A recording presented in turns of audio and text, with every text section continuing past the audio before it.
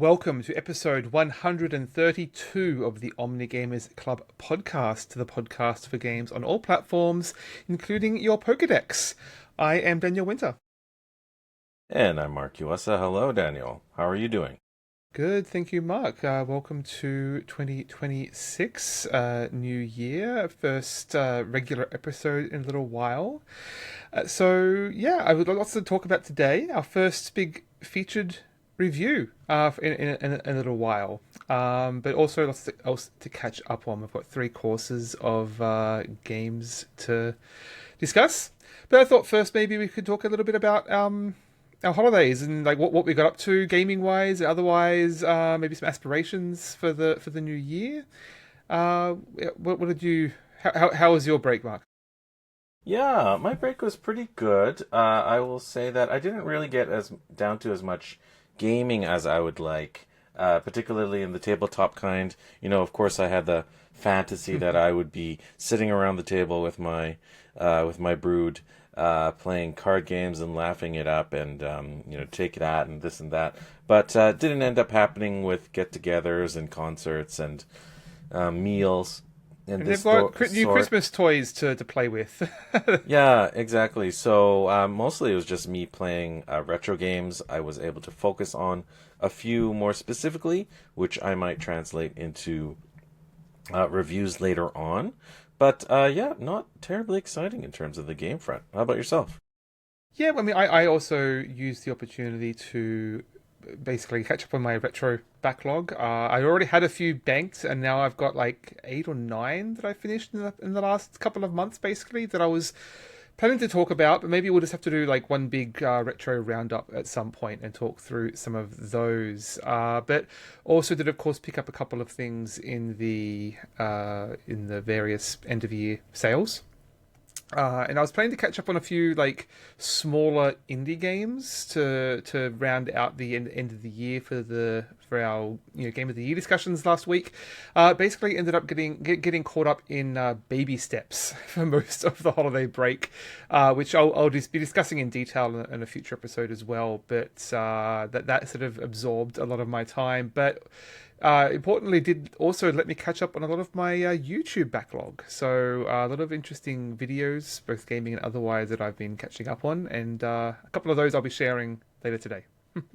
Cool. Yeah, one thing I was just reminded of that was new for the holidays is that I ended up getting a Switch 2.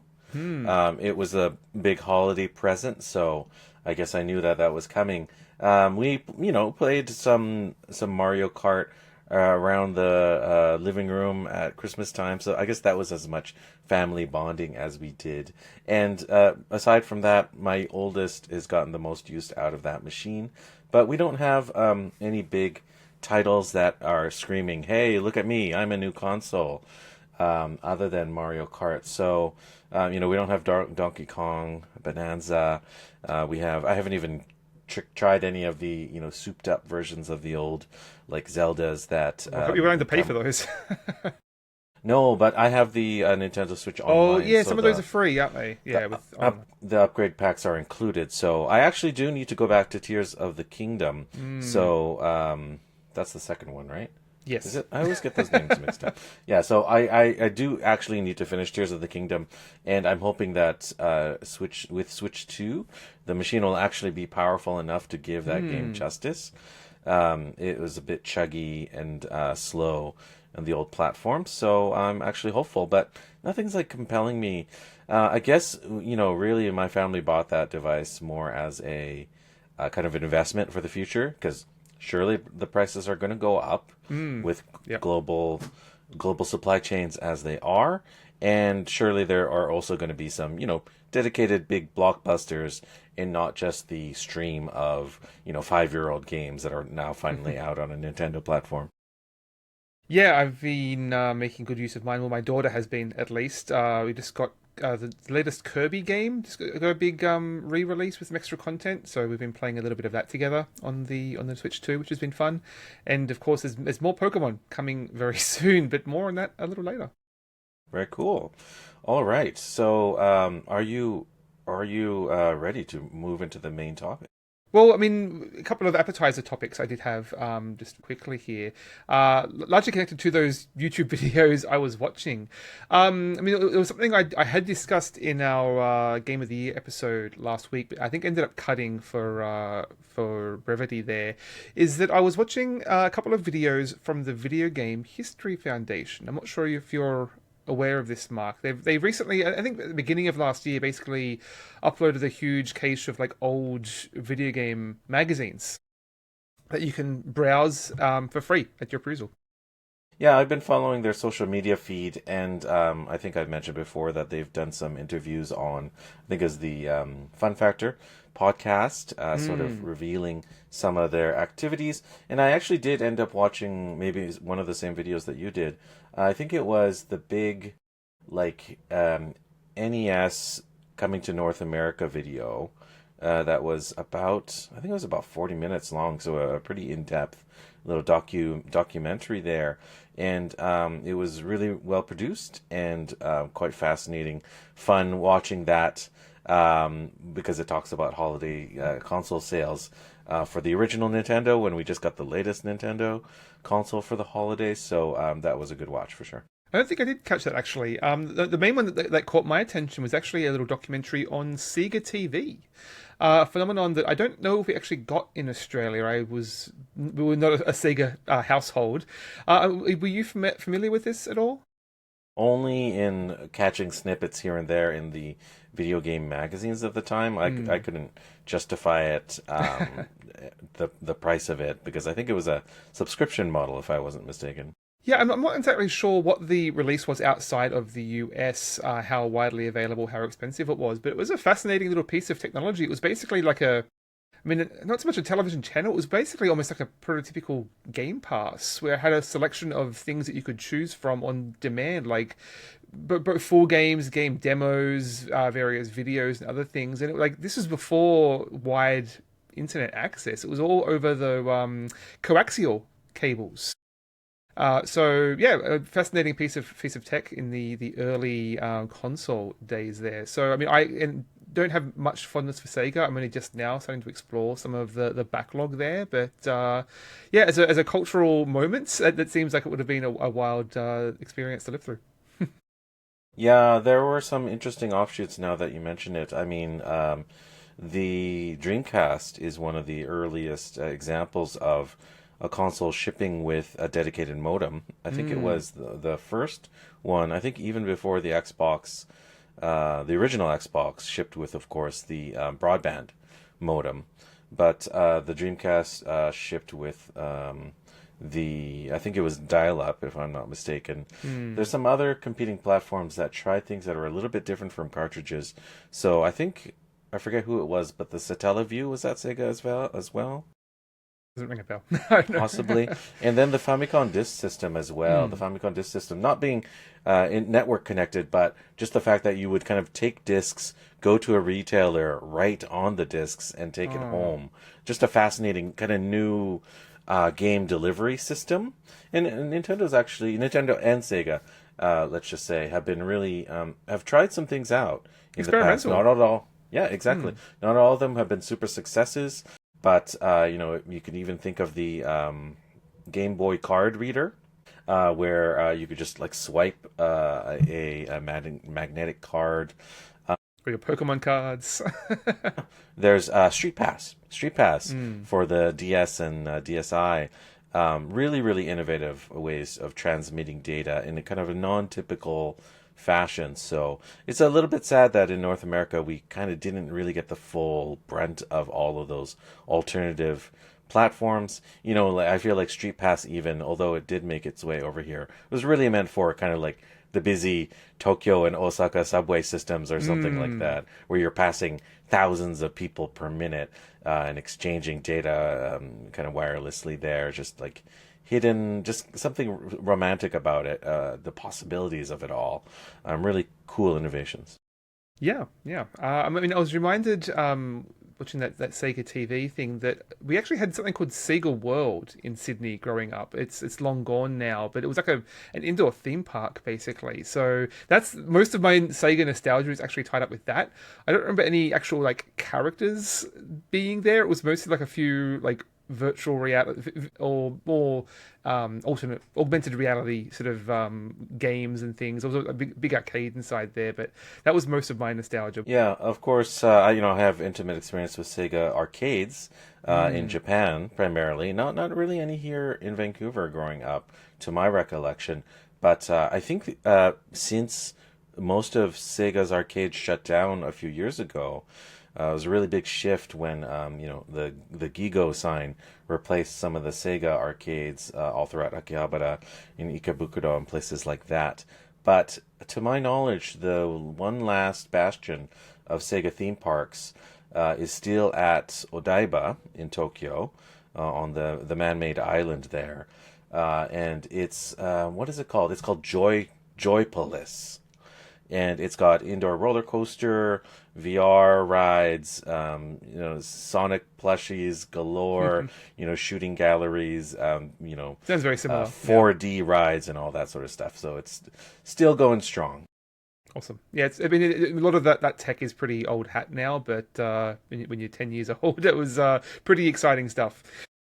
Just one other quick video I wanted to shout out, also from the Video Game History Foundation, is I think it must have been earlier last year they released this. It was basically a GDC talk called Preserving Game History that you can watch for free on YouTube that I found really interesting, and partly just talking through their philosophy and the process they've gone through in collecting and archiving all this old video game material. And as I said, this isn't video games themselves. This is like magazines and production materials and a lot of the craft that accumulates around the video game industry, I guess, in various ways.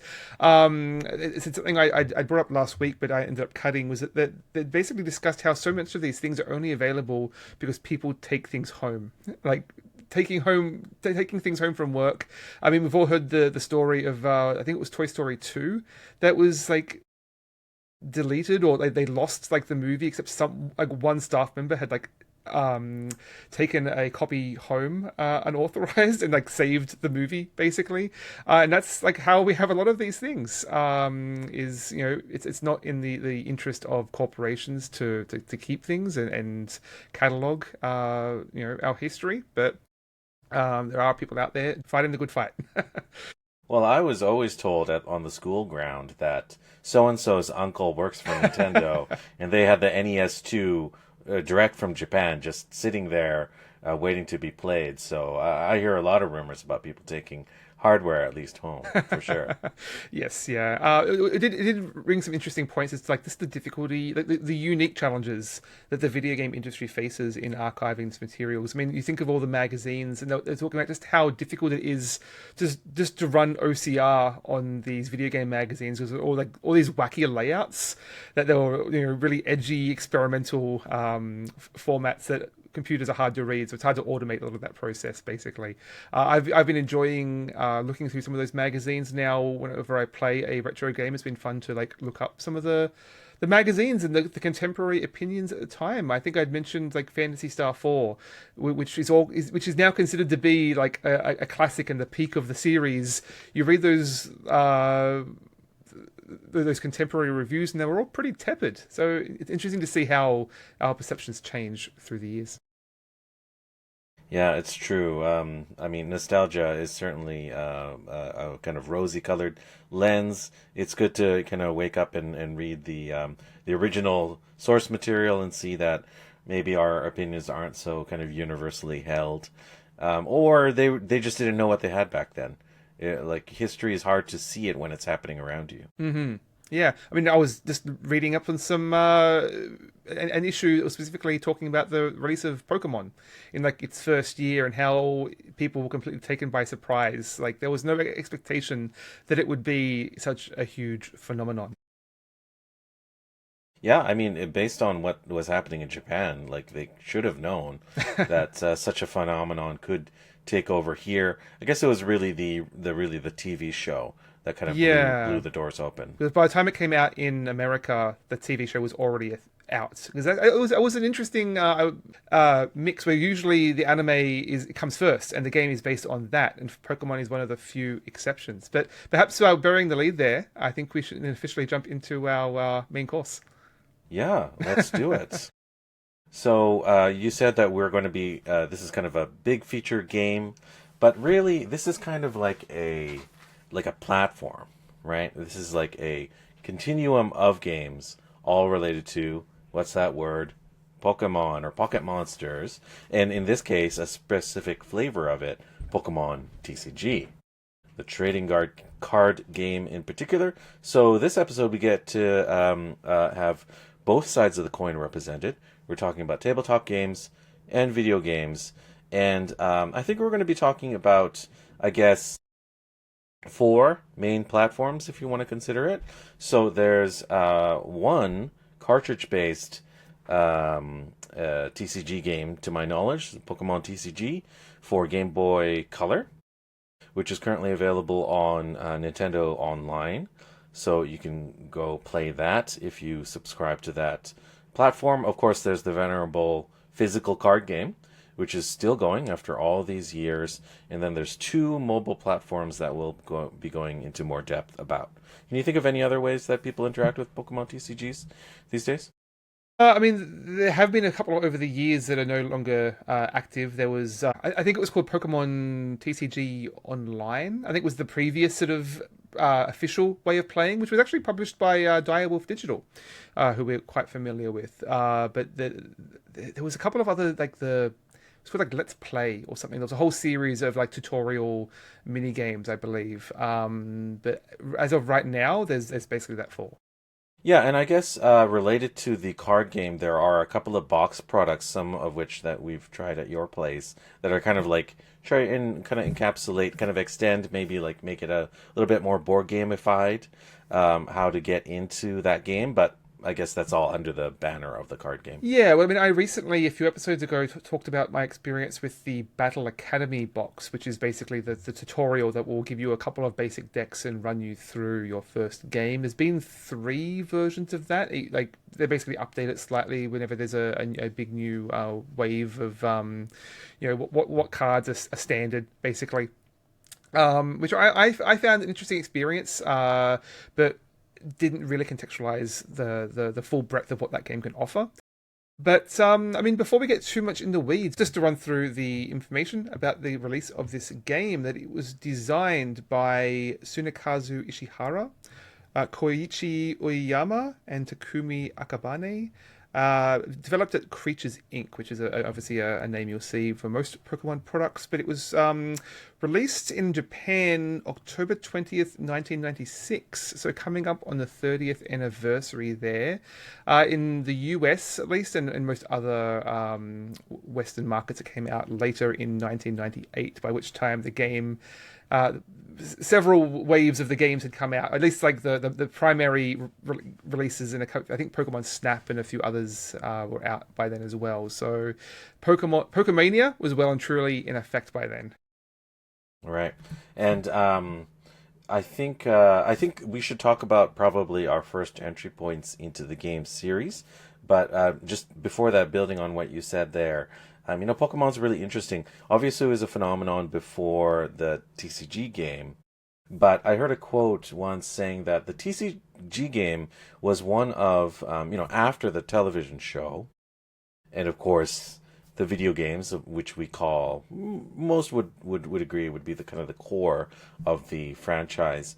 The as far as North America goes, the TCG game is the first way that the Pokemon fans, kids, let's just say, really had the opportunity to fulfill the promise of Pokemon, which is to say, you got to catch them all. Unlike Japan, you don't have plushes and artwork or t-shirts of every single one of the, let's just say, the 500 initial generation creatures, right? You couldn't possibly catch them all. Maybe you can get a Pikachu at McDonald's in your Happy Meal or something like that. But probably if anyone went to Toys R Us at the time, in North America, say, maybe there might be two or three Pokemon related creatures, just the most popular, maybe just the starters or something like that. But the card game is what allowed kids for the first time, and adults too, to rip open some booster packs and have the opportunity to collect one of every Pokemon kind that they featured on the TV show and certainly in the video game. And so that was really what made this game platform popular. And also, unlike other popular TCG games like Magic or Yu-Gi-Oh, there is a whole audience of people who are collectors of the cards that are not players of the game. Yep. I mean, I was collecting these cards when I was, 10 or so. Never played the game once until just a few months ago, basically. I would argue that the vast majority of people that do collect Pokemon TCG cards don't play the game. Maybe they might have played it once or twice, but they probably collect the cards, trade the cards, talk about the cards in the schoolyard, whatever, have binders of the cards in nicely organized or whatever at home, stacks and stacks or shoe boxes or whatever, that have never touched the game or even desire to touch the game. So that's an interesting phenomenon that you can't undersell. Like, that's a big difference from some other TCG games out there. It is a very obvious translation between the collectability of the characters, the Pokemon themselves, and the trading, I guess. I mean, so I was watching a video. Another video I was watching over the break was you recently recommended this video channel called Datalog, and they just released a video on the release of Pokemon Red and Blue. Going into the detail of not those games themselves, but the lead up into them and the previous games from those creators, and some of their inspiration, and that was really fascinating in of itself. But like hearing them talk about how important like the act of trading was a big influence and inspiration in what they were trying to achieve with the video games. Obviously, that's why you've got the two versions, your red and your blue, or it was red and green in Japan, and then blue came out after, I think. But that's the source of these different versions, is to encourage people to trade and to interact. Especially on those busy city streets, those metropolitan places where there's a lot of people around. Getting people together and trading, but also outdoors as well. I mean, Pokemon was originally on a handheld device, and it was designed to be it was designed to be an experience where you could be out in the world at the same time as you're playing a game. And so it was always envisioned as a very social experience. Right. Yeah. Kind of like a proto, even before Pokemon Go, and we're not talking about that game platform, but the Pokemon as a concept arose from the very Japanese phenomenon of bug catching. And I visited Japan just this past summer, and let me tell you, that country is crawling with bizarre, creepy, crawly creatures, especially along the coastline, along the waters when the heat is hot. So I understand that bugs would just be on the minds of kids in particular, because, well, they're out there, they're free. You don't have to spend money to look at them, to capture them. And in the case of probably the cream of the crop is the kabutomushi. Kabuto, you might be familiar playing tabletop games. Kabuto sumo. Kabuto means helmet, and it's the name of the giant rhinoceros beetle, kabutomushi. That is the king of fighting insects, and Japanese children, probably not so much these days, but definitely in ages past, would collect them, put them on a stump or a table or something like that, and have them battle each other. And that was just the root concept of Pokemon, is you're not only doing the fighting, but you're doing the collecting, and you're kind of being bragging rights, and that's going to the gyms and taking over. Anyways, getting a little bit off topic there, but bringing that all back to Pokemon TCG, that makes sense that it would be on a portable platform, and you'd play it there, and you could do the very same thing with the card games. You get the boosters, rip them open, and then Monday morning rolls around at recess or lunchtime, you're comparing your cards and seeing what shinies you got. Well, should we talk a little bit about the actual mechanics and just don't think we need to go Yeah, into too much detail, but what differentiates yeah. this from some of the other TCGs? Before that, why don't we just do a quick intro of like where do we touch Pokemon TCG first? Like, you said that you collected them as a kid. I didn't. I was a little bit older than you, but maybe you tell your story of your experience with Pokemon Yeah, I TCG. mean, I was never a huge collector. I remember it being a really difficult to actually find them. It was a few months after the release that I was eventually able to track down a booster pack, and I remember having a single shiny Zapdos, which was the pride of my collection. I don't think I had that many cards, all things considered. I had a lot of other. I was collecting other cards that were more like I think the Power Rangers movie cards was one primary series I was collecting, but since I wasn't playing the game, I didn't really have anyone to play with or trade with. I wasn't really that deep into it. Because I was playing the Pokemon games around. I mean, I was playing Pokemon Yellow, and then the Gold Silver generation was basically the peak of my interest. But beyond that, I'd sort of moved away from Pokemon. Yeah, for me, I never collected the Pokemon TCG game. I had experience with Magic the Gathering from really early on, um, kind of teen and young adult ages, from the time it came out. So I was perfectly aware, but maybe people don't know the history that basically there was everyone was coming out with the TCG. There was TCG coming out every week, if not five a week, and obviously most of them crashed and burned. So hearing that there was one for this new kitty phenomenon, Pokemon, wasn't that really surprising to me. But I didn't collect them at the time.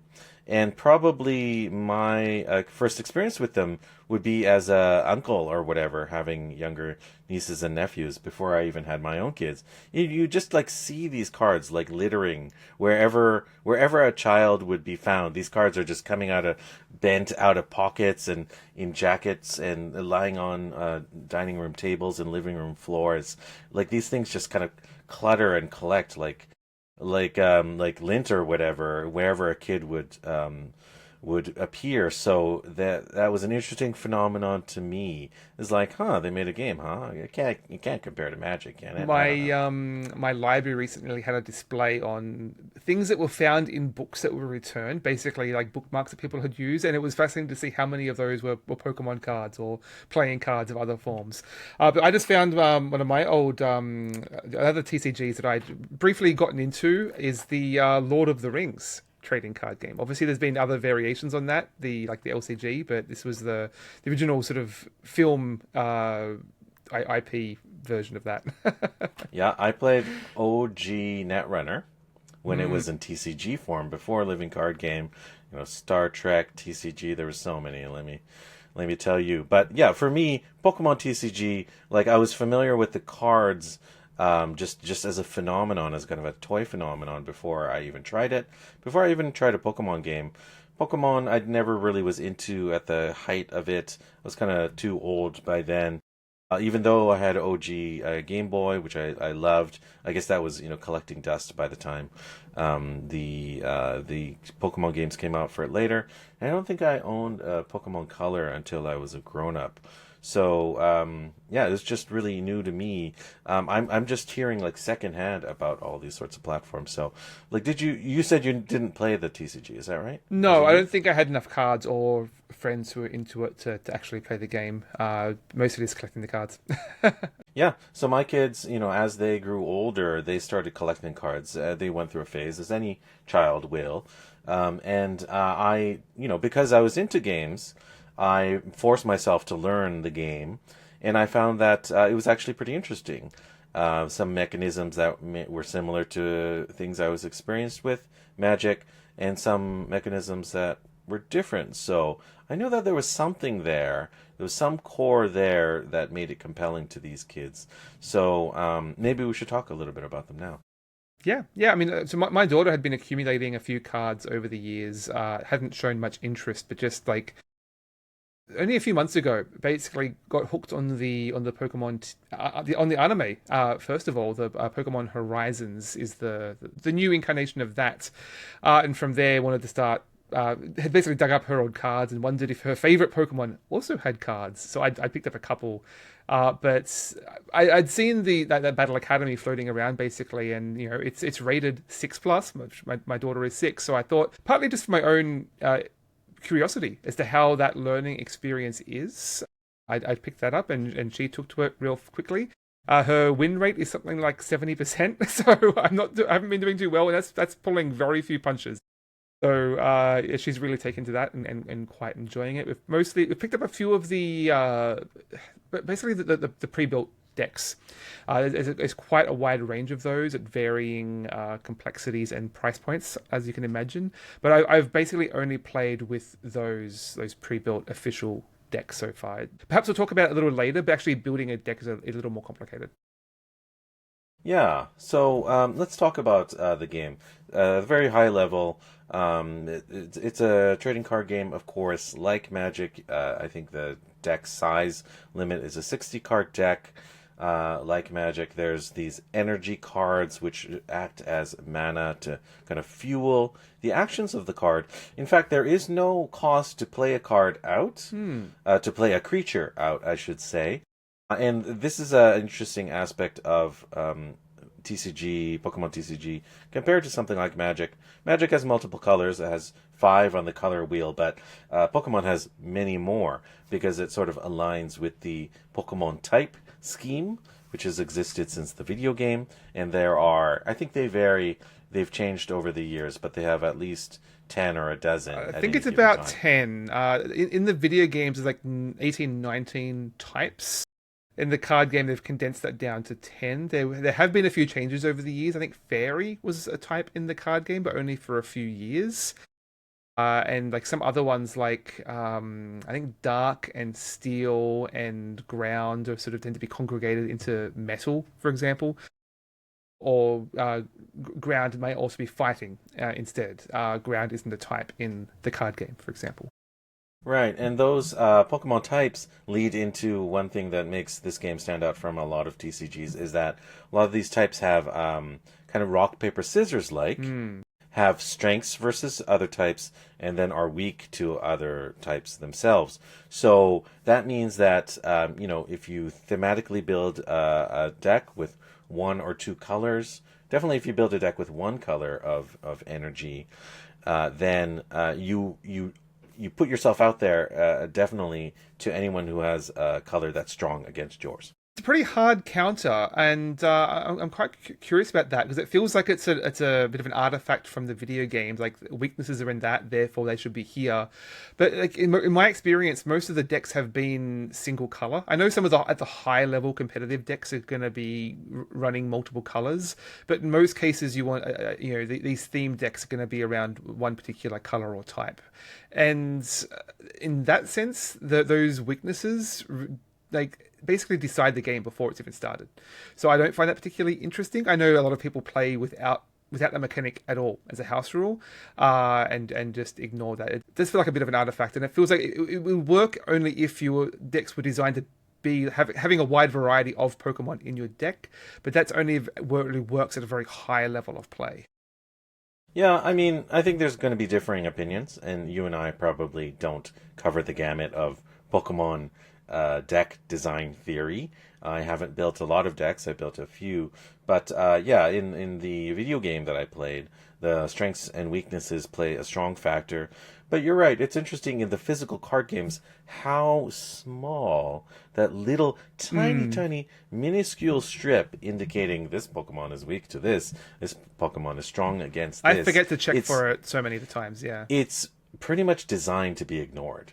And maybe that's to not scare some younger kids off, potentially.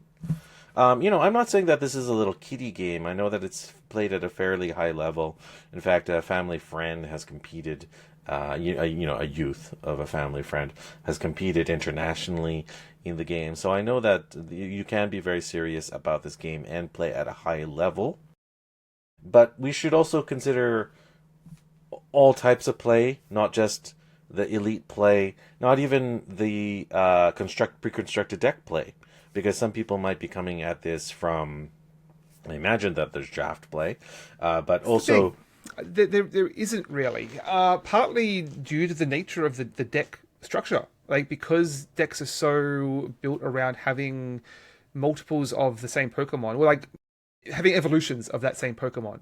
So it's not enough to just have. I mean, Pikachu obviously works, but if you want to have a Bulbasaur deck, you need to have a bunch of Bulbasaurs and a bunch of Ivysaurs and a bunch of Venusaurs, which isn't going to work in a sealed draft format.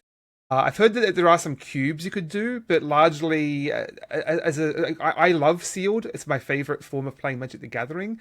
I don't really see it working here, unfortunately. There doesn't seem to be much of a fan base around that. There are a few very niche formats, there's a Commander variant. It's like the whole one copy of certain cards in your deck, of a 100 card deck.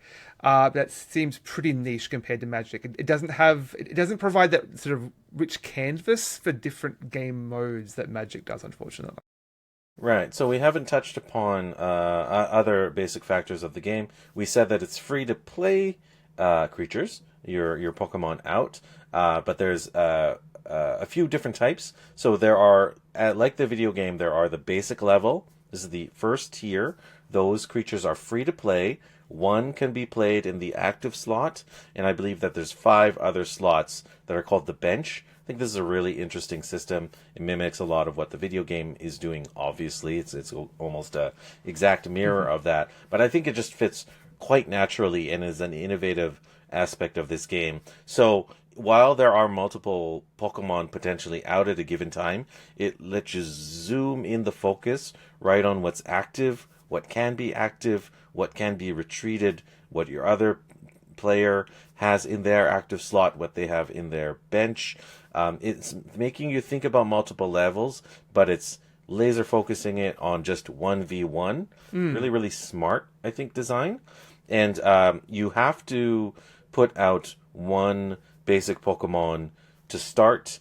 I mean, I think you must mulligan if you do not have at least one basic Pokemon in your starting hand. Yeah, that's the only way you mulligan, and you're forced to mulligan, which is a little strange because there are plenty of other ways in which you can have a junk hand, basically, but only if you don't have a basic Pokemon. The other thing, obviously, is that you're playing energy to these Pokemon to power up their moves. They'll have a move that might take anywhere from 1 to 3 energy. The thing here is, like, unlike Magic and others where these energy or mana cards are going into a collective pool, here those energy cards are going onto an individual Pokemon. You can play one per turn, it's like land, but it's attaching to that Pikachu or to that Bulbasaur.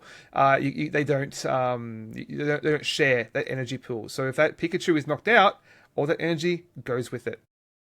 Yeah, all that momentum you've spent playing out those energy cards every turn, it seems like a waste. Of course, there's clever ways to get some of that energy back potentially as well. So that's a part of the strategy is where do you play that energy? You don't have to play it on the active Pokemon. You might actually be thinking, hey, this one in my active slot is a sacrificial lamb, or it's just like a stopgap. I really better invest in the ones that are on the bench to make things go.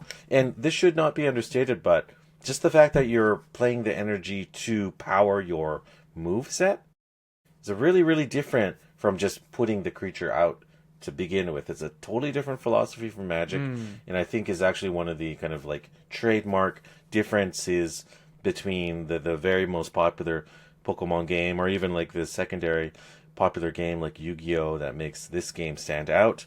You know, you have to be really smart about which energy you put out, depending on which energy that you get in your initial hands, especially if you have a multicolor deck.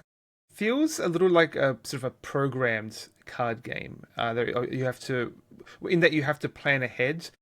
There's a lot of setup for these big moves, both for like you've got to play your basic Pokemon and then level on your evolved levels. Top of that, you have to have set up the energy in advance. At any given point, it feels fairly obvious what you should be doing, but only if you've set up your board in the correct state. So you often don't have a lot of decisions to be made in the moment. Like, oh, I've got a Pikachu, he's got 3 energy, I should use the attack that has 3 energy. You often don't have a lot of options. It's limited to this very small menu of movesets you can use. Obviously, you could choose to retreat that Pokemon and bring in another one. You've got some item cards that you can use to shift up the battlefield a little bit. But largely, it's going to come down to how did you program out your turn in advance. Right.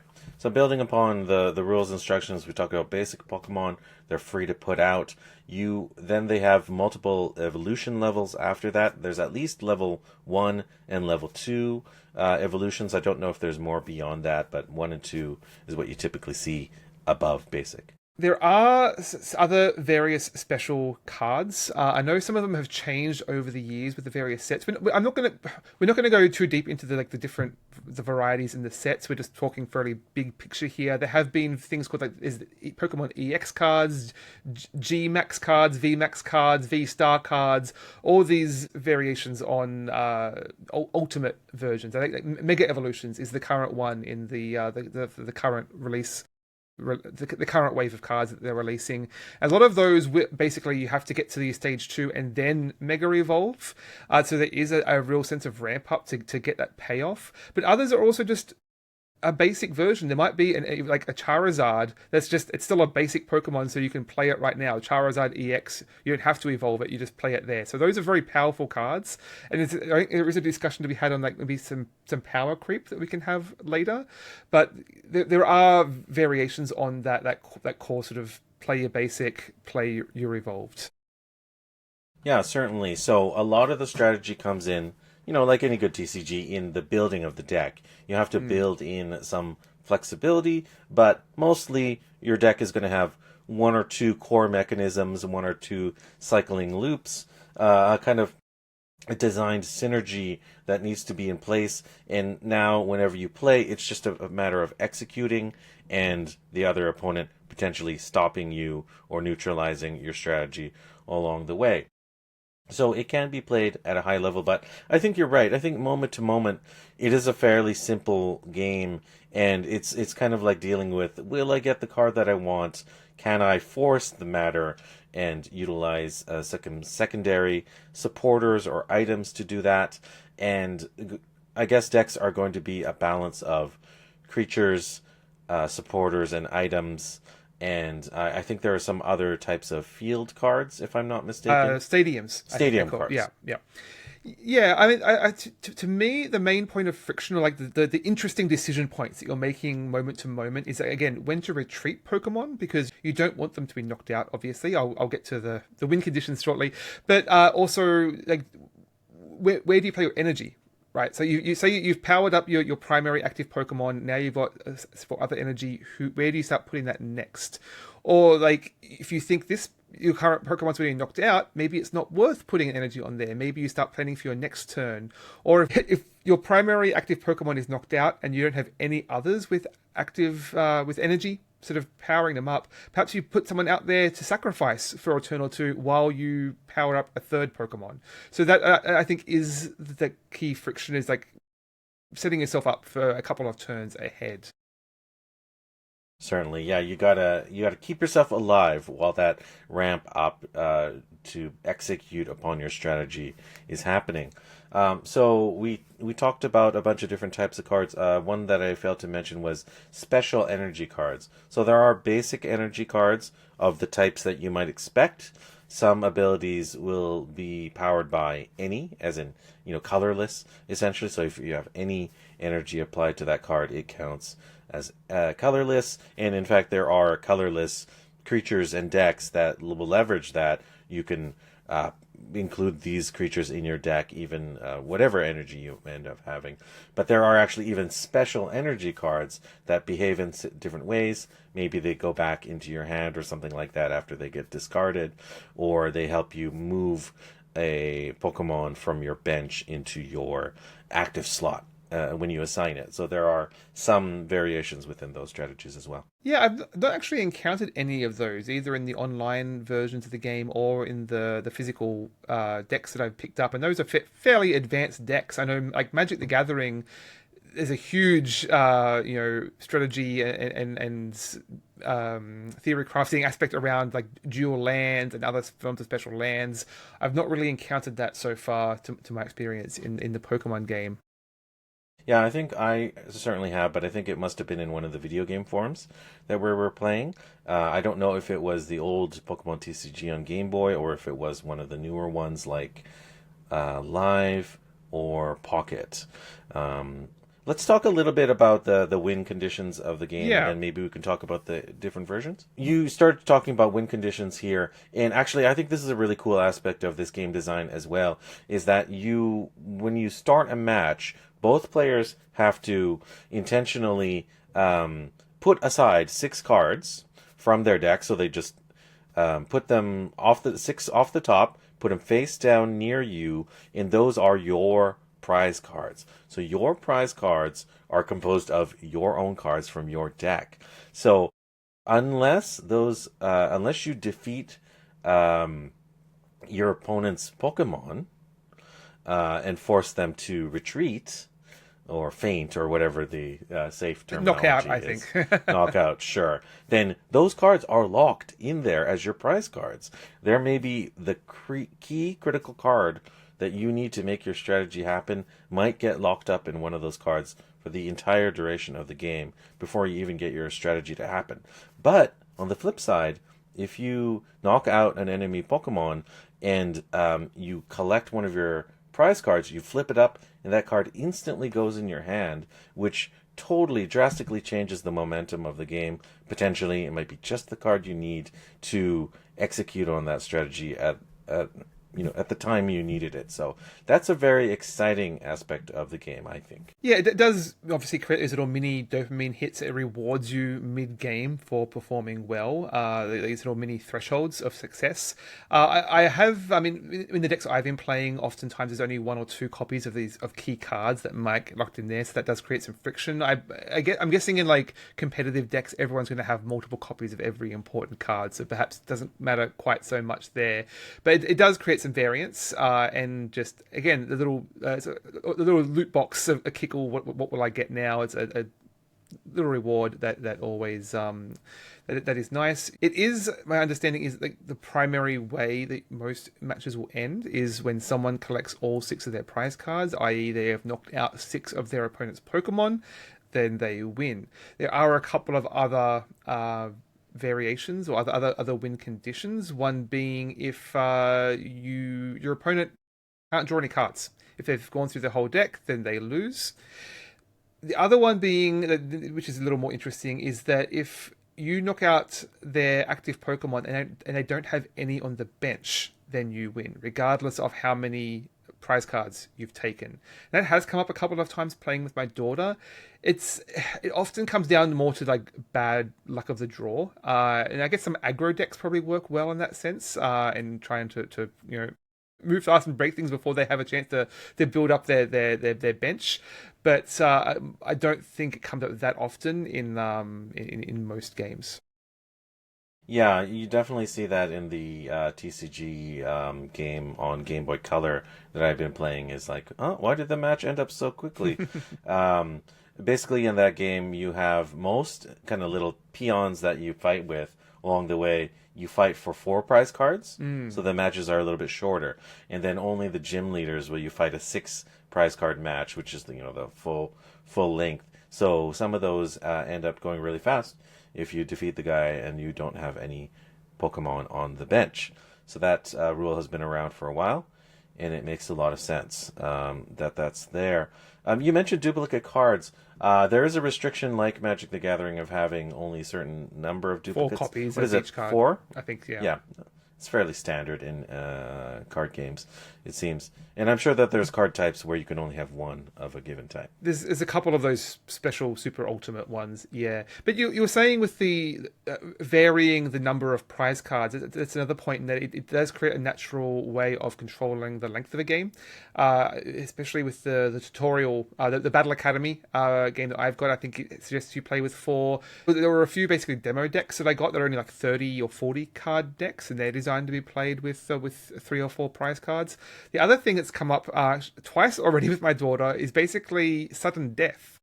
if both of the active Pokemon manage to knock each other out at the same time, which can happen because some Pokemon will damage themselves as well as the opponents. Then you go to sudden death, which is basically you play a whole new game but with a single prize card. So first knockout wins. No, that's really interesting. And she's won both times. They have a contingency for that. That's really cool. Another aspect that we haven't talked about that's not really in the rules per se, the structure of the rules, is that this game is heavily based on chance. The game ships with a chance cube. No, it's a disc. It's basically a coin. You flip a coin. So many aspects of this game are based on flipping coins. Sometimes they have you flip multiple coins. So an example might be this creature, when he attacks, flip 3 coins. Every time it's a head, score 20 damage per head, or something to that effect. So this game, that might be a reason why some would qualify this as a kid's game, a kiddie game. It's highly chancy.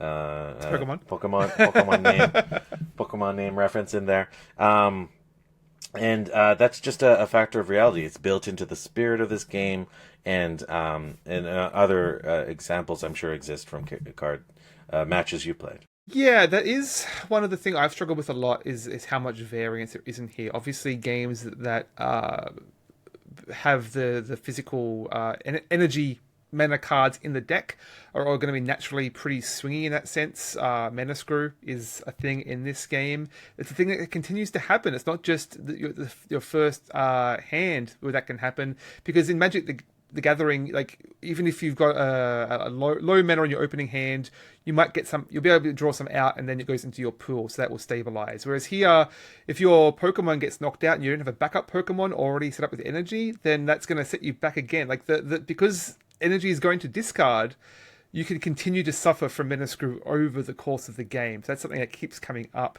You've got the chance of the flipping coins when some Pokemon attack. You've got the what might be locked behind your prize cards. There, you've got what's the other one? Oh, sorry. The other thing being evolutions, because it's a game that's inherently tied to comboing. Like you might get all of your level 2, you might get all your Venusaurs, but none of the Bulbasaurs. You can't do anything with those cards. They're just dead weight in your hand. So there is a lot of variance. You're going to be... I mean, most TCGs are going to come down to trying to control the variance, essentially, and level out that luck. But I think there's so much luck to begin with in this game that the structure in which it takes to level out that is a little bit extreme. Largely that it comes down to most of your deck, in many cases 50% of your deck is going to be item cards.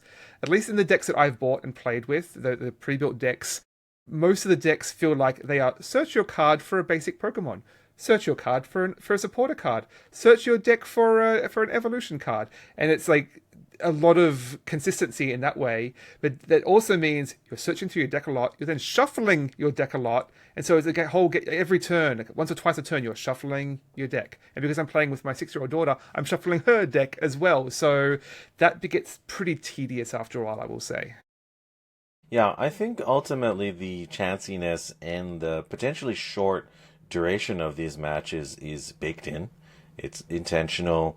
It is to account for the kind of the playground recess matches, the playing, on the ferry, on the way to the other shore. Like this is for kids playing in the back seat of their car on road trips as well. While this game can be played at a high level, I think they have to bake in enough chance and randomness so that maybe a little brother or little sister can eke out a win over older sibling every now and again as well. I think that's part of the spirit of this game, and that's not a bad thing. It's the designers know who their primary audience is, and obviously there's a way for adults to play. You find enjoyment playing with your kid as well. So it's a value judgment, I suppose. It's not a negative, let's just say.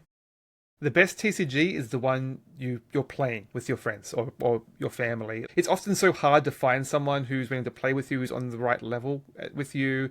And I think, not to sound too negative on this game, there is a lot of inherent appeal to it, both in the Pokemon themselves. Like, just the engagement with these characters. You can build a deck around your favorite Pokemon, and just that inherent familiarity with those characters is quite appealing. The that comboing system of playing the level 1 evolution on your basic, playing the level 2 evolution on the level 1, like that's very satisfying. It's very like put the round peg in the round hole. It just feels very elemental and primal. Like, ooh, that feels good when you get that combo to work, right? So I do enjoy that aspect.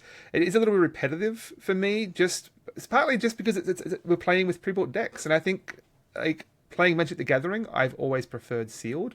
I don't think that my issues with the repetitiveness of playing with these decks is unique to Pokemon. I think Magic the Gathering has the same thing. If you're just playing competitive decks, that's not what brings me to this kind of game. I want to improvise and have a little more variance, whereas this game feels like it's designed to force you into a very specific track to play this very specific combo of cards. And once I've played that deck a couple of times, I don't see a lot more appeal on that. And let's be honest, there's a reason why we play TCG games. If we wanted a game that was entirely skill-based and not up to chance, we'd be playing chess or Go. We wouldn't be playing TCGs of any kind, because what is a TCG game except a game where you shuffle the deck? And that's where ultimately the root of chance comes from. That's what I keep telling myself every time my 6-year-old beats me. There you go. That said, let's talk about the specific iterations of the game that we played. I don't know, what order should we go? Should we go card game first, maybe chronologically? What do you think? Well, you want to talk a little bit about the Game Boy game, right? Yeah, I certainly do. That's the version I have the most experience with. I've been playing the most here, even though it is on the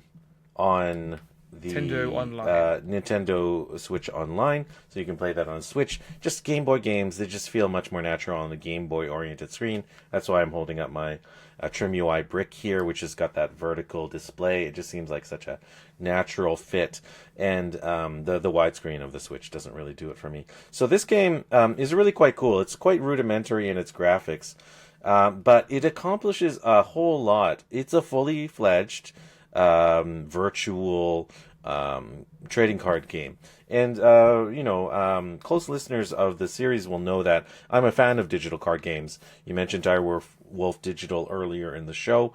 They create Eternal, which is a game I still play regularly. It's a digital-only card game that I play regularly. I played Magic the Gathering Arena and the Path of the Planeswalkers or whatever platforms before that. And I've even played a smattering of Yu-Gi-Oh! Games in digital form. In fact, that's how I learned to play Yu-Gi-Oh! Is by pirating some ISOs on PSP. Of course, I don't pirate anymore. I bought, I think there's actually some Steam versions of Yu-Gi-Oh! That you can buy, and there's mobile as well. So I played a lot of different games in digital form. And the key distinction of quality for a digital TCG is, can you actually play the game? And this small microscopic UI does a surprisingly good job of conveying the information. A lot of information packed in there, yeah. There's a lot of menus. The UI is a little bit awkward, but it covers the basics. This game is probably pretty slapped together pretty quickly, recycling a lot of assets from the early top-down original Game Boy Pokemon games, because there is an overworld. It's not as detailed as the original Pokemon games. Basically, it's just the map. You walk from gym to gym. There's nothing in between. And the gym environments themselves, they're basically like 3 rooms. Most of the assets are just reused. And maybe like the primary room in the gym might be themed, like there's this science gym, and there's like these Game Boy style machines in the background, whereas the water themed one has like a swimming pool, and the gym leader is sitting on a reclining lounge chair poolside. And there's like pool umbrellas and things like that. So there's cute little touches there. But your player is just a little squat, super deformed guy. You go from gym to gym. You can deck build in this game, fully fledged. You can build up to 4 60-card decks. this game does some things that I don't like about virtual TCGs, which is they they don't allow you to use your energy in multiple decks. Which is to say, if you have 15 fire energy, you have 15 fire energy, and those 15 can only go in one deck. You cannot theory craft another deck and also have 15 in that, despite the fact that you could set it up. I guess they're trying to emulate the verisimilitude of creating your own deck with cards from sleeves that you own. There is the excitement in this game of defeating your opponent. There's actually no drawback. There's no drawback at all for challenging a peon and having a match with them. You win, you get a prize. You lose, you don't lose anything. So it's very, very forgiving, and this is very, very gentle. But you feel, happy when you win, and you typically win 2 booster packs. When you defeat an opponent, they just gift you booster packs. You don't have to keep track of money or any other currency or things like that. And in this game, I'm genuinely excited to open a booster pack. You get some nice lush for the Game Boy screen artwork for the booster pack, but it's nothing like the newer digital apps that have the glittery, flashy lights and the swirly animations and the sound effects or anything like that. You just get to see the raw data of the cards, and that it's exciting. Another thing that's great about Pokemon TCG for the Game Boy Color is that there's nothing drawing you back. There's nothing pushing you back except the desire to complete your mission and win all the gyms and get all the badges. There's no pop-ups, there's no reminders, there's no timers, there's no virtual currency, there's no blind boosters you pay with real money. It's just a little adventure game, and you want to catch them all. It's capturing the spirit of the game, and just the gameplay is fun. You play AI with your opponents, and I've tested it. If a hand goes wrong or I don't beat it with an enemy, I'm not ashamed to say that I've loaded up some game states. I played the first round again, and they're literally randomly shuffling the deck. They're dealing a different set of cards. It's not fake. It's real, and it plays in a solid way, and it's also a window in time. This game, I don't know when it came out. Well, obviously, 90s? I did have some details here. It was released in Japan on December 18th, 1998. In North America, April 10th, 2000. Right. So a couple of years after the base games. Yeah, I mean, the Game Boy Color was already... Well, the Game Boy Color was not that old, but the Game Boy was a super aging system by that point. I think it came out in 89, if I'm not mistaken. So, the original black and white Game Boy. So, this was low tech that we're talking about here. But surprisingly, they made a very playable game. The effects, there's cute animations to them. I love playing this game, and I found myself playing like just one more match, probably a match a night before I go to bed every night for a good long stretch there. And I'm still playing it to this day. I haven't played it intensely, but I have like 6 out of 8 of the Pokemon gym badges, so I'm pretty happy with my progress, and I'm going to continue playing it. It's my favorite Pokemon TCG game I've ever played, so a bit of spoiler there about what I think about the other ones. I mean, it really is back to basics. I only played a little bit of this, partly because I would have played more had I not been playing so much of the physical game with my kid. Like, I didn't need more of that, to be honest. The few matches I played, my main issue was that the starting decks that they give you, like you choose a deck based around Bulbasaur, Squirtle, or Charmander, the classics, and it will give you a deck based around those. But those decks have like 2 or 3 colors in them, which are like pretty high variance. Like, they're not high power deck, but they have a lot of variance in them. There's a lot of opportunities in there to just not get a very good hand, which feels like a strange way to introduce people to that game. It takes a little while to build up a big enough collection to have a consistent deck. Feels really real. I mean, they're throwing you into the depths. Despite the fact that I said it's very gentle, it feels like you're really collecting cards, really deck building, theory crafting, what would make a good strategy. It's a fun simulation game, and that's what I like about a lot of virtual TCGs. I mean, it probably is true to the fact. It probably is true to you being 10 years old, having what 4 booster packs, and desperately trying to form a deck with those cards, right? But it's also, as I mentioned earlier, power creep is very much a factor in the current state of the game, and this is interesting. Like, it's the original 3 sets, I believe. It's like something like 250 cards, I think. And they're all, I mean, there are some powerful cards in there, but it's all very, it feels very much a walled garden. Like a design set that's made to be in balance with each other rather than this huge sprawling pool of possibility space. I don't think we want to get too much into details, but like the current game state with all those EX and VMAX cards is getting a little silly and does create like a lot of high variance modes of play, especially if one player gets their EX basic card out in the first round and the other player doesn't. That's going to create a pretty big advantage. Yeah, it was very, very shocking to me. You and I played, maybe 4 or 5 games. I know you played way more than that with your kid recently, but it was very, very shocking to me having played, dozens of games on the Game Boy Color of this game that's been stuck in amber for 20, 25 years, and is really playing this like quite quaint early level of low power cards and really tried and true strategies, which still have some variance in them. I haven't touched all the cards, I haven't seen all the strategies, but having gone against a bunch of different gyms, I see that there's variety there. And you're right, it is sort of locked in. That's the disadvantage of not having online. And I don't think they made another Pokemon TCG game, but I know that they made multiple Yu-Gi-Oh! TCG games, and I guess that was the concept, is that they would use the same engine, they would release another game the following year, and that game would have the updates. There was a sequel to that Game Boy Pokemon game. It was only released in Japan, I believe.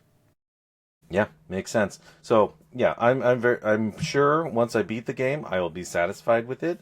I'll be a little bit sad that I can't play it anymore with different cards, but I'll be happy that it was a totally enclosed experience. And you're right. I feel like in the new breed of cards that you and I were playing with, which I presume are kind of pretty much the latest meta, I feel like so much of the game can hinge on one card and one card alone. And I don't think that is the case with these old, tried and true, first 3 sets of games. Yes, there are these powerful cards, but there's so many safeguards built in, like the evolution ramp and things like that, that really slow that down into much less dramatic, much less chancy, very variable state, where it's just like, he got the card first. I guess I'm cooked. Well, that's something I didn't really bring up when I was talking about the appeals of this game. Is I do think that natural ramp that's baked into the evolution is quite nice. It's like nice gentle ramps of your basic Pokemon does 10 damage, your stage 1 does 20 damage, your stage 2 does 40 damage or so. Like that provides a sort of ramp of damage, but then it resets and goes up again, and it's sort of a natural organic ramp over the course of the game. That ramp is like really spiky now in the modern game. Just the fact that in the Game Boy Color game, I'm used to doing 10 damage, 20 damage, 50 damage. Whoa, that's a big one. I'm feeling really putting the big, strong attacks out there now. And then the most recent game that you and I played, your guys have like 300 plus HP. My Pikachu EX does 280 attack. Right. Like, in my last game I lost to you, I was feeling, what's the point? I already got my guy wiped who had 300 HP or so. He was giving like 200 or so attack. I didn't have anything else that could possibly take out your guy before you one-shotted every other guy that I had possibly in my deck. So what is literally the point? I knew I didn't have any other cards in my deck because I had all those item cards and all those supporter cards that let me search my deck. So if it all hinges upon one card, why are we playing a game with 60 cards? Why don't we just play War or something until I flip my EX Pokemon first and then I win? As I said, especially with the weaknesses, if you're playing with those at least, it can often feel like the game is decided before you've played the first card, essentially. And I don't think the modern standard version of the game does a lot to counter that. That's just pretty baked in, and it's only gotten worse as the game has continued, essentially. But with that said, I mean, I don't think we need to say a lot about the Pokemon Live version. We played a few games on that, but it's basically the same game. They do give you some decks to play with. I think they give you like 10 or so decks that are fairly powerful to mess with. And I don't know if you played the tutorial, but it was pretty good, I thought, like as far as these things go. Good at teaching you the game. It was one of these. It was fairly basic, but gets the job done in presenting the game. Yeah, I played Pocket first, and it was all the rage and still very popular now. So Pocket is the one that's a little bit smaller. It's more collecting forward, I would say. Definitely. It's the one where you log in multiple times a day. You have timers, and these affect how many boosters you can open, and they want you to pay more money so that you can open boosters faster. And there is a way to play the game, a cut down version of the game. But I feel like it's really, really buried. And in fact, I played the collecting part of the game for a little while before I even learned that you could play the TCG game. I assumed that you couldn't, that it was just a collecting focused app, which I think the vast majority of people, that's what they do with it, is they just collect shinies. But the cut down version of the game that you can play has a limit of 3 Pokemon on the bench? Something like that? Yeah, I think it's the active Pokemon plus 3 on the bench. Prize cards are only 3. That's limited. The curious thing, the biggest difference it does is that the energy is completely different. It basically is, there's no energy in your deck. It just gives you 1 energy per turn to assign wherever you like. So it really takes out that level of variance, which I think is a good change, especially when there's so many other layers of variance already in this game. And just it brings it down to a tactical choice rather than an improvised panic of, where do I put this? I finally got my 1 energy. What am I going to do with it? Right, and so Pocket to me, like I signed off a long time ago. Like I have zero interest, negative 50 interest in collecting shinies of Pokemon. I don't know the name. I don't have a personal attachment to these characters. Never watched any of the series all the way through. I never finished a mainline Pokemon game all the way through. So it's old news to me, of no interest. The live version, though, I guess it defines itself in contrast to the Pocket version. It does seem much more fleshed out.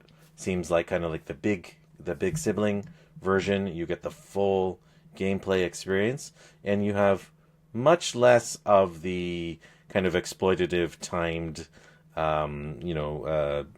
loot crate style experience. It still has some of that. It's got to make its money somehow, but it does feel like much more than the mature older sibling, and that's where you would get to play out your full-on strategies if you're a serious collector of the card game and you play the card game to play the game. Well, I mean, I don't know if you can just buy cards. I'm sure there's a way to buy things on live, but primarily it seems to be there to just to facilitate your in-person collection. Whenever you buy a product, whether it's a booster pack or a deck in like a physical product, you will get a QR code that you can scan, that you then get a version of that to play in game. I don't know if the booster packs give you the same cards. Maybe those are randomized, but like any of my physical decks that I have, I could also play with against you, which is what I did. So that is good. I think that's pretty consumer friendly for what it's worth, and gets you extra use out of those products. Yeah, it's actually really smart and, like you said, consumer friendly. I could imagine that game collectors, card collectors, they might be really into the concept of collecting physical games, but maybe they live in a community where there's actually not that much of a game space. Not everyone can live in Tokyo or live in Vancouver, for that matter. Maybe you live in a small community where there's only one game shop and there's no one your age that will play Pokemon TCG with you at a serious level. So we just don't want to risk bending your cards. There you go. So all the games that you buy, or all the constructed decks that you buy, you can have a real version in it. I think that's more consumer friendly than what Wizards of the Coast does with their Magic game and their very, very popular digital platform, they don't give you equivalent cards, do you? I'm Do not they? actually sure. I'm pretty sure I bought like a Lord of the Rings starter, like two starter decks, and I'm pretty sure I got codes for those. But Magic doesn't really sell pre-constructed decks outside of Commander. It's not really as much of a thing. I don't know. I'm trying to think. I'm Well, pretty they've sure. sold pre-constructed decks for a long time, Yeah, I mean, Commander is definitely a thing, but well before Commander was yeah, popular. but it's not as big of there's not many products on that sort of side of things right now. To be honest, it's mostly randomized booster packs. Yeah, so we compared this game a lot to Magic. Obviously we say that because you and I, our breadth of experience is much more deep with that game. So that's our primary point of comparison. But yeah, I think we covered this game fairly well, all the iterations of it. I would really be fascinated to learn what the game was like, maybe at the in-between ground, like Hmm. after 2000. Like, how was the game like in 2010? I don't know, but I'd be fascinated to know how the meta was different then compared to 2026, because I think the meta is pretty terrible. Pretty much all the decks I played with yours, there was a couple of clever strategies, a couple of the decks I enjoyed, but ultimately I was kind of felt skeevy at how it kind of it just really hinged on the one card. Well, these modern decks are one-trick ponies essentially. It's like how soon before you execute the trick, which like obviously is a big appeal to lots of people, especially on the competitive scene. That's just not what draws me to this game. I'd love to see a more casual version of this. Unfortunately, as I said, the way these decks are constructed, it's really hard to build like sealed draft sets. I am curious to check out. Apparently, there are some cubes. Like you could build a very curated cube with a small selection of Pokemon that you could then play with and do slightly more improvised decks. So maybe I'll look into something like that with some like pauper cards. I'll see, but. That's largely the biggest downside to me is just it doesn't really support that wide sandbox of play styles. Yeah, perhaps the most condemning thing I could say about Pokemon TCG, the current state of the meta, is that immediately after we played that last disappointing game, you and I decided to crack open two sealed packs of Keyforge Generation 1 decks. We played them. I never saw that deck before, and I played it and had a blast. All the fun tempo of that game came rushing back at me. I made a really concerted effort to win early. I had forged two keys, and then just my engine ran out of gas. You roared back for a comeback for an exciting finish, and that game just like energized me and made me feel much more excited to play. We should buy some more packs of that game I know because that our game rocks. Lorcana discussion also ended. Hey, would you rather just play some Keyforge?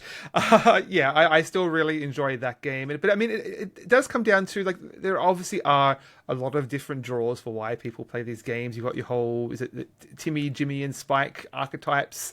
For me, it's the discoverability and the improvisation of discovering, oh, what does this combo of cards do, rather than forcing one specific execution. But that's I just thought for you me. played pre-constructed decks.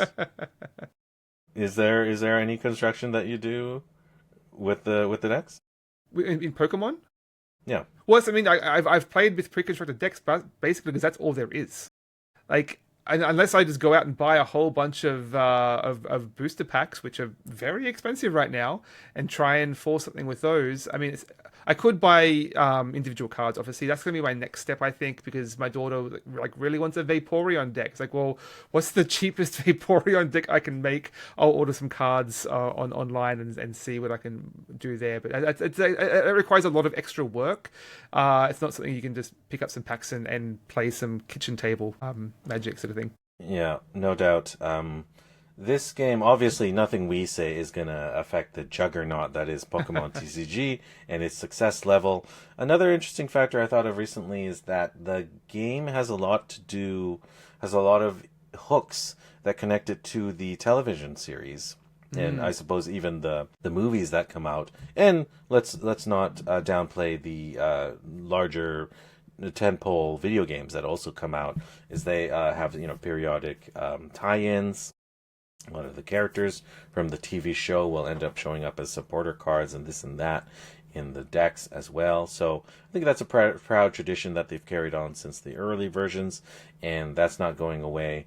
And that, I guess, brings people into the universe of Pokemon fandom that we talked about earlier. Not only can you collect all your Pokemon creatures, but you can also collect some of the supporting characters, Ash and Professor Oak and Misty and things like that, and all the new characters that surround it. That's another thing that cycles it back into the multimedia universe that is Pokemon.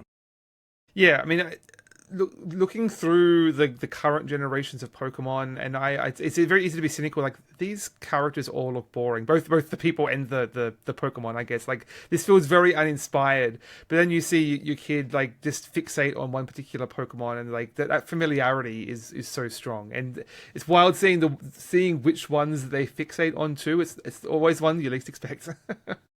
Yeah. Well, if you ever visit Japan, what they do is they do interesting things where every region of Japan, every small town even, has the ability to like adopt like one Pokemon. Not all Pokemon, but one Pokemon. So like this tiny little island might be all about Chansey or something like that, or Clefairy, and everything surrounding it, the manhole covers, the post office boxes will have Clefairy like adorned on it, and it's a very bizarre phenomenon. So even your home prefecture or town can catch them all in one way or another, or catch one. Well, if you know which tiny town is the host of Snom, let me know. I'm sure that can be found on the internet somewhere. Someone will let us know. All right, Daniel, I think we've talked a lot about Pokemon TCG. Do you think we even have time for dessert? I could talk about something very quickly if you like. I don't know if you had anything to discuss. I certainly do. I'll try and make it as quick as possible. Sure. Would you like to go first? Yeah, I mean, just very quickly. Obviously, over the break, catching up on some other media.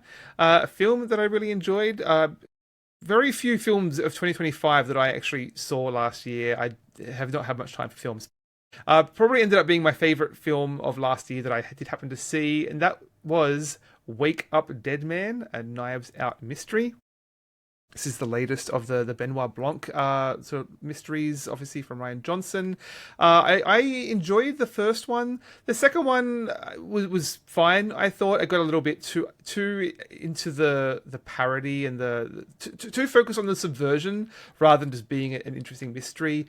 But what I really enjoyed about this about Wake Up Dead Man, I mean, for one, I'm always down for an expose of the hypocrisy of religion, which this definitely does, but does do that with a lot of nuance and allowing room for grace and faith within that, rather than just the bad sides of religion as well. So I thought had a lot of great human moments, as well as just being an interesting mystery and a good subversion of that mystery. It also just had a lot of humanity and explorations of faith and religion, and like it is a really inspired comparison there, I think, to the theatricality of the Catholic Church with the theatricality of Sherlock Holmes or Benoit Blanc performing the I solved it, this is how I laid everything out, and like taking pride in that. There's some interesting comparisons it draws there, and just the way that people have become obsessed with this almost religious fervor to an extent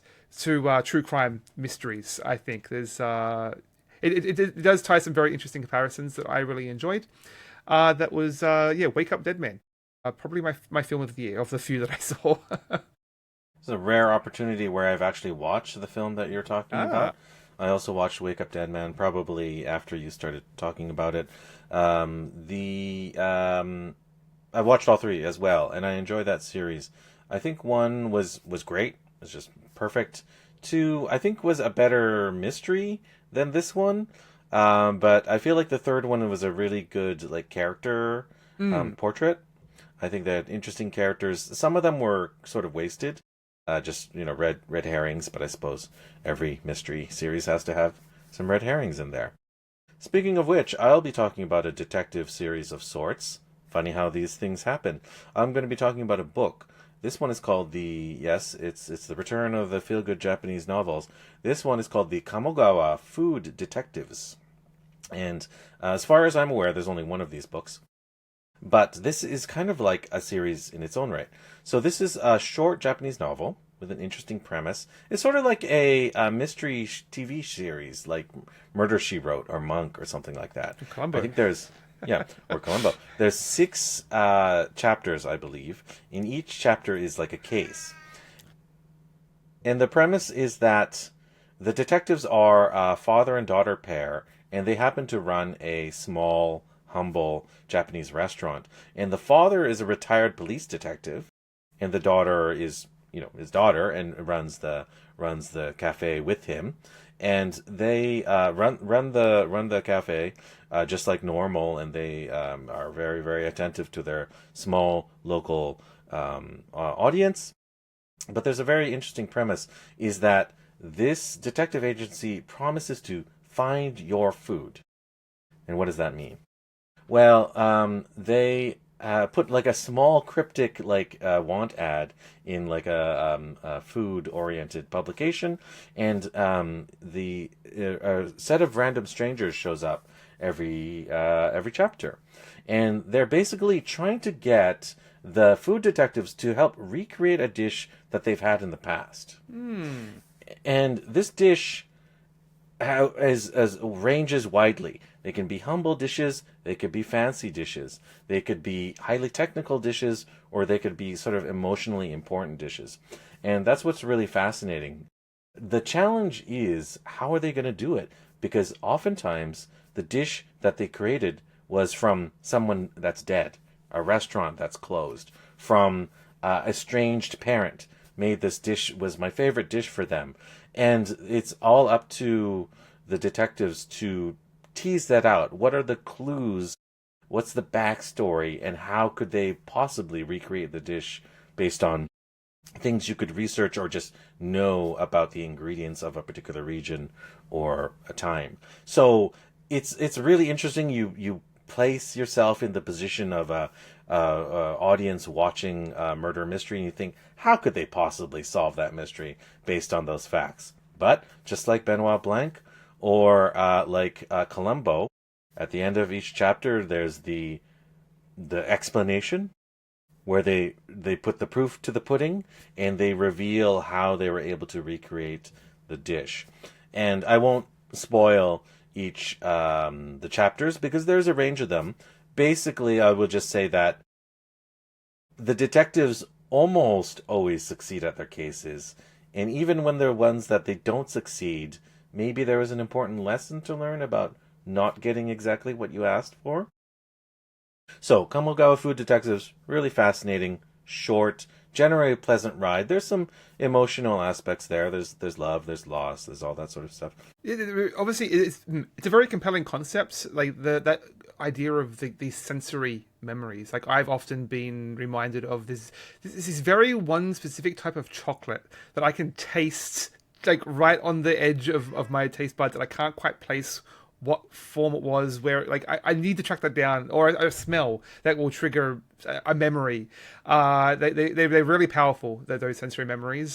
So yeah, I can see a compelling read there. Yeah, they really are. Every chapter is, of course, also a reflection of the client as well, right? They have some sort of trauma, or they have some sort of memory, some sort of hole, emotional hole that they're trying to fill. And food is so tied to sense, emotion, memory.